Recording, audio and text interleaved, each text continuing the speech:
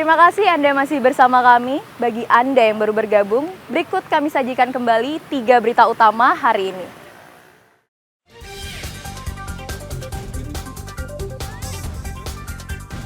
Warga Galiran Kaler, Karangasem digegerkan dengan mayat perempuan terapung di saluran irigasi.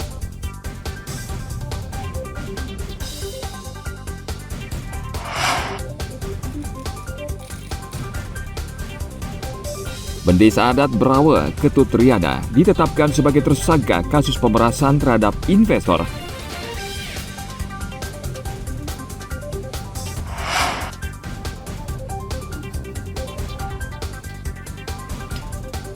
Mencoba kelezatan kuliner lawar dan serapah kerbau di Denpasar Selatan.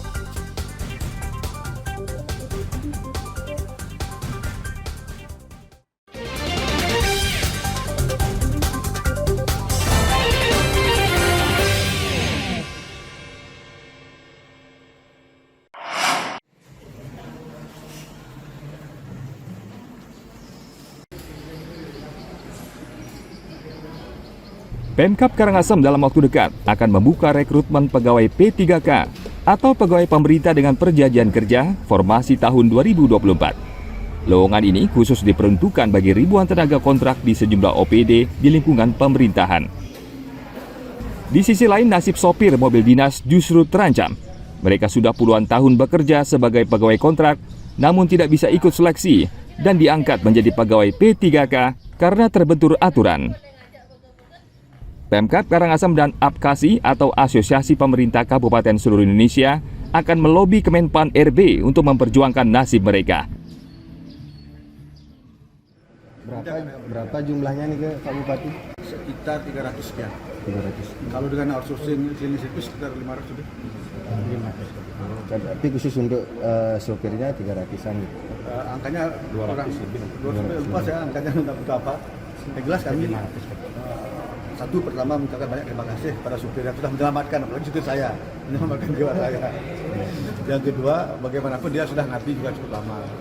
Yang ketiga, kasihan juga dia punya anak, punya istri, masa diputus Pak. Ada penghasilan dan butuh makan juga dia.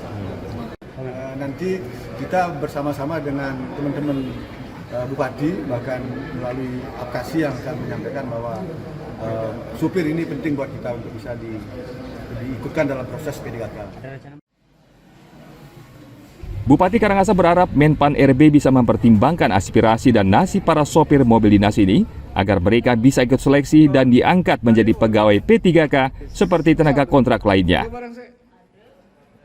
Tim Liputan melaporkan dari Kabupaten Karangasem. 3,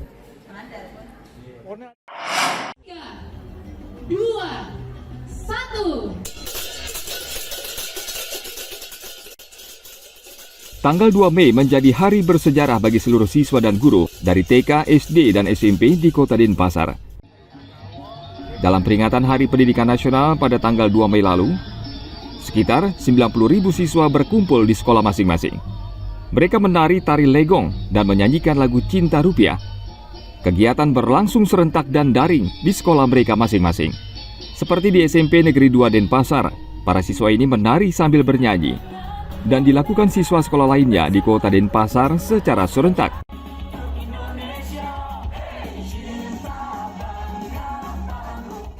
Kegiatan ini sekaligus sebagai upaya menanamkan rasa cinta, bangga, dan paham rupiah sejak dini kepada generasi muda. Seperti diketahui, gerakan cinta, bangga, dan paham rupiah juga sudah masuk dalam materi pembelajaran di sekolah-sekolah. Esensi kita melakukan pembangunan yang selalu berkolaborasi dengan seluruh stakeholder. Kemudian hari ini juga kita ketahui akan ada pemecahan reformuli untuk tari legong 5.000 peserta. Kemudian juga dari penyanyi lagu Cinta, Bangga, dan Paham Rupiah itu melibatkan hampir 85.000 lebih. Kenapa saya katakan lebih? Karena saya juga ikut bernyanyi sama Pak Kepala Perwakilan, pasti lebih.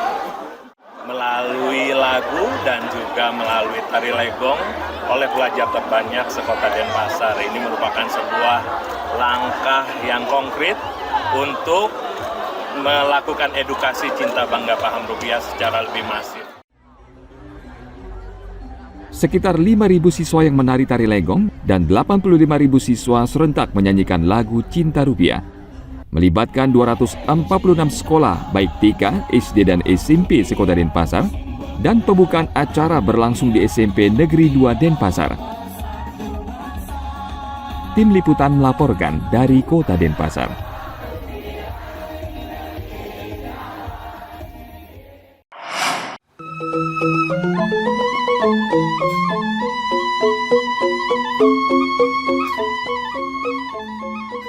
Daging kerbau dapat diolah menjadi aneka hidangan yang lezat.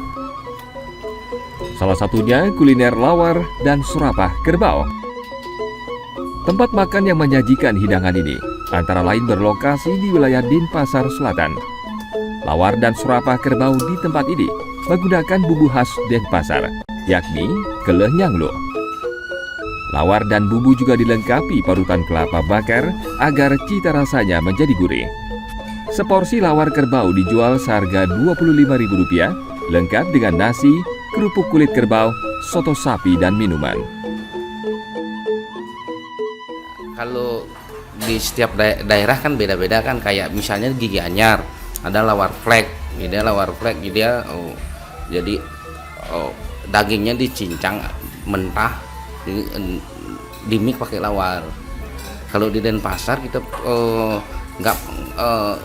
kita pakai lawar, dagingnya matang semua, jadi dengan bumbu cita rasa Denpasar yang disebut dengan bumbu klenyangluhnya. Klenyangluh, iya. Biasanya kan bumbu Bali, bumbu genep atau bumbu rajang kan.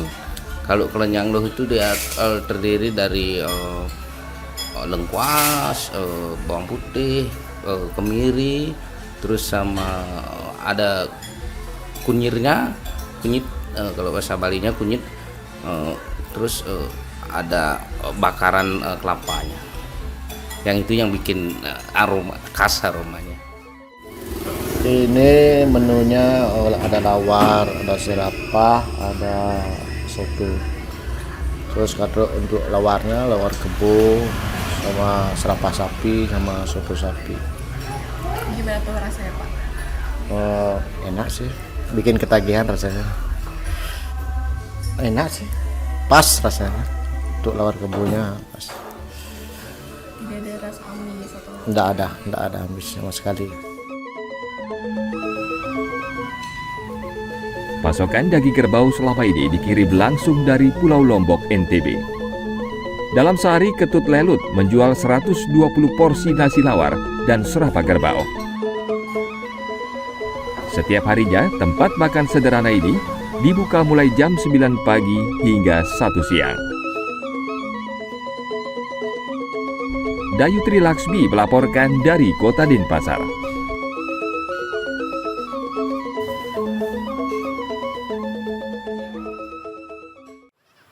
Informasi tadi mengakhiri berita Bali hari ini. Mewakili rekan-rekan yang bertugas hari ini, saya Bavani Nafaratri mengucapkan terima kasih atas kebersamaan Anda. Sampai jumpa, matur suksema.